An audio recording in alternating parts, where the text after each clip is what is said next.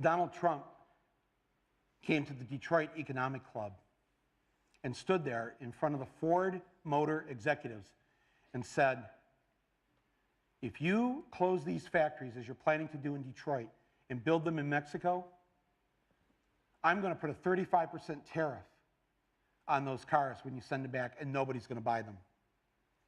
It was an amazing thing to see. No politician, Republican or Democrat, had ever said anything like that to these executives. And it was music to the ears of people in Michigan and Ohio and Pennsylvania and Wisconsin, the Brexit states. You live here in Ohio, you know what I'm talking about. Whether Trump means it or not is kind of irrelevant because he's saying the things to people who are hurting. And it's why every beaten down, nameless, forgotten working stiff who used to be part of what was called the middle class loves Trump.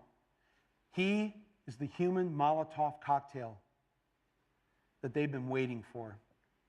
The human hand grenade that they can legally throw into the system that stole their lives from them.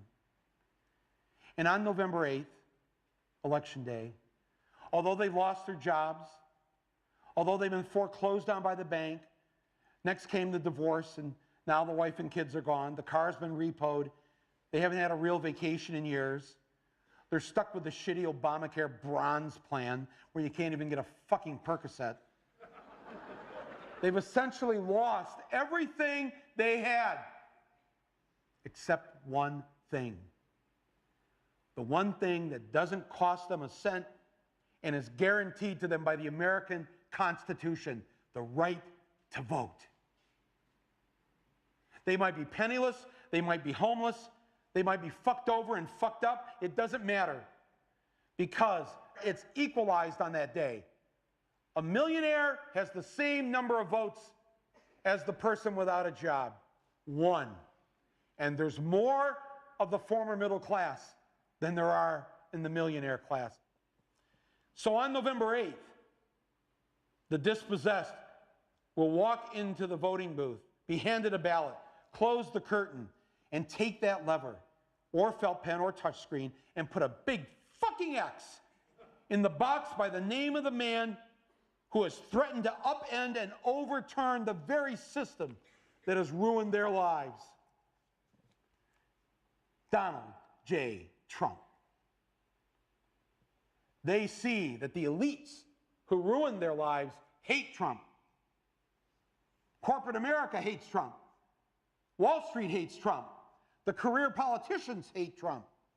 The media hates Trump after they loved him and created him and now hate him. Thank you, media. The enemy of my enemy is who I'm voting for on November 8th.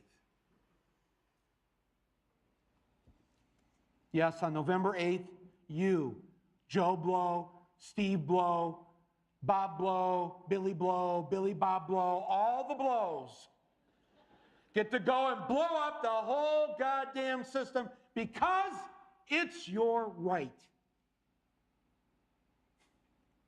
Trump's election is going to be the biggest fuck you ever recorded in human history.